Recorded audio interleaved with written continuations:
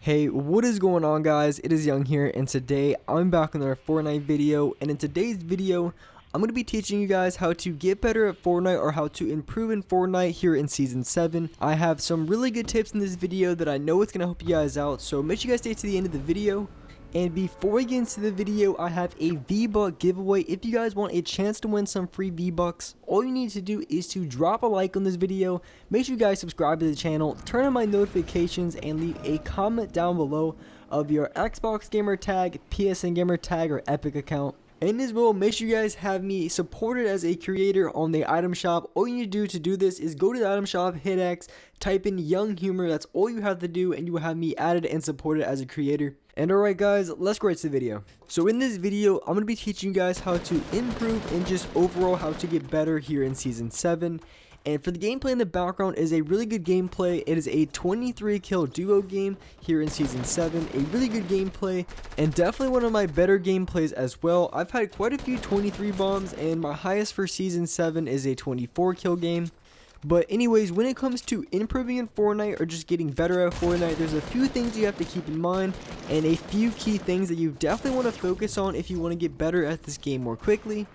And so starting out, I would say my first tip for getting better here in Season 7, and it's pretty simple tip, pretty easy tip, and basically all that is just trying to go for those high kill games. And for me personally, I love going for high kill games. I'm trying to drop high kill games every single game in and game out. I'm dropping tilted towers, first drop off the bus, retail row. I'm always going for kills. I have one of the highest kills per match on Xbox. And I do believe my kills per match in duos is above a 7 right now, or right at a 7. So every game that I play, I average 7 kills every single game. Whether I win, whether I die off spawn, I average 7 kills, which is extremely high. In solos, it's even higher.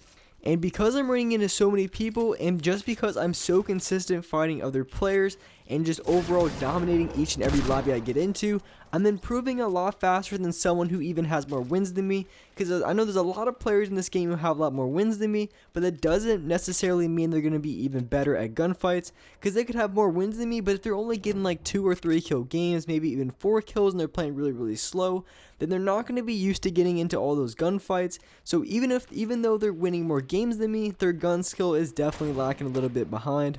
So always trying to get more kills than you normally get is definitely a good start and a good way to improve. Or just going for your kill record. For me, that would be 25 kills. So anything from 26 and above will be better than my kill record, which is something that I'd like to go for. But honestly, I think it'd be quite a bit easier if I ran a duo squads, because mainly I just play duos. That's my favorite game mode. I like to play it a ton. So if I played a little bit more squads, I feel like I could beat this record pretty easily. So say every time that you win a game, you're getting 7 or 8 kills. Then try to push for a 9 or 10 kill game every single time that you win. So just trying to push for a little bit more kills every single game is gonna help you guys improve much quicker and definitely a lot faster. And another tip that I can give you guys when it comes to improving in Fortnite or just getting better, and that is improving your overall gun skill. And there's a few different ways that you can go about this. And when it comes to improving your gun skill, that could mean just getting better with all types of weapons. Because off spawn, you're really kind of restricted on the weapons you get. Sometimes you can get a pistol, sometimes you get unlucky and get a sniper out of your first chest, or you can even get a great tac. So just trying to get good or at least decent in all the weapons in the game is really going to help you out, especially off the spawn. Because for me, I like the pump shotgun a ton. I hate the tac shotgun, but if I get it off spawn, I need to know how to use it and how to be good with it if I want to be able to drop consistent kills and not just die off spawn every single game when I get those type of weapons. When it comes to improving your gun skill, I would say the number one weapon that you want to improve your gun skill on and just get better at is going to be the shotgun, and specifically the pump shotgun, because the pump shotgun is by far the best shotgun in the game. It definitely outweighs the tac and the heavy shotgun for me. The heavy shotgun has a little bit more range, but honestly, you're really not going to get as much damage as if you would with the pump. And if you're using a shotgun, you're already going to be point blank anyway, so it would just only make sense to use a pump shotgun. And you have a gold pump that does a 110 body shot, so it just wouldn't make any sense at all to use a heavy. And then of course, attack doesn't do as much damage as a pump, so a pump is definitely a go-to option and way better than any shotgun in the game. And of course, there is a lot of different ways that you can go about improving your shotgun aim, but here are just a quick few tips that I use in the early game or just any stage in the game When it comes to the shotgun, I always try to aim for headshots. Most of the time, depending on the situation, I typically pretty much always ADS my shots with the shotgun, because when you aim down your sights, you have it's way more accurate. You have aim assist, and on top of that, you're going to be hitting for more pellets, which means you're going to be hitting for more damage. So 90% of the time, I'm going to be aiming down my sights with the shotgun, so I can line up my shot better, and as well I have aim assist on top of that. And the third quick tip, it can do with a shotgun, or really could do with an AR or an SMG. And when you're going to shoot your shotgun, it's not always in the best interest to always go for flick shots, because those flick shots typically aren't going to be hitting for a lot of damage, and you're going to be missing your shots a ton. So just focusing on not rushing your shots, even in situations where you're maybe not expecting it, someone might jump around the corner. Just making sure not to just rush your shots is going to be a key point in improving your gun skill and just hitting more shots in general. And right here in this gameplay, previously I did lose quite a bit of HP, and I think that's really important when to know when to play aggressive or when to play a little bit slower. And I think when going for heals, you definitely want to play a lot slower. For me, I'm a really aggressive player. I like to play really quickly, and the reason why I like to play quickly, I think it's the best way to play. I can get a lot more kills, and I think it's a lot easier to fight and win more gunfights when you play aggressive. Because when you're playing aggressive, when you're making the first move, that means the other player has to play off of you, then other way around. Because if you're playing slower, it could pretty much be a stalemate where you guys are just sitting on your base, and then they're just sitting at their base, and then no one's really pushing each other, no one's making a gunfight. And then when that happens, you're almost guaranteed to get third party by another team. So you're going to have to fight two teams at the exact same time.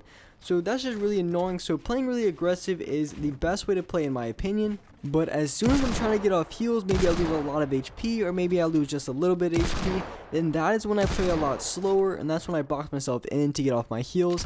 Other than that, I'm playing really aggressive, running around. So just knowing when to play aggressive or just knowing when to play passive is going to be a good way in improving in this game, and as well just becoming a smarter player in Fortnite. So in this gameplay, watch how I go for high ground. And right here, I'm just getting my inventory set up, reloading all of my weapons, and at this point I don't have any extra heals but campfires, so I have no extra shields. So if I want to get some shields, I'm gonna have to kill players. So as I'm looking around, I see two players on top of this castle over in this direction, and since they're on top, they definitely have a major advantage when it comes to high ground. So I'm trying to get an opportunity to push these guys, and the reason why I built two instead of just one up is because if I just went one up, then I'm gonna get absolutely lasered by these guys. Because once you have just one focus point, then they're just going to keep shooting at that point. But if you build multiple ramps and they don't know exactly which one you're coming up, then it's going to make it a lot harder for those players to know exactly which one. And you're probably not going to get sprayed as much because they don't know. So I did make a mistake. I should have just went for high ground initially on this player. But because of the grapple gun that I had in my inventory, it worked out pretty well. So I was able to rush up on this player and push him pretty quickly. And normally when I go to push players, there's two things that I like to do.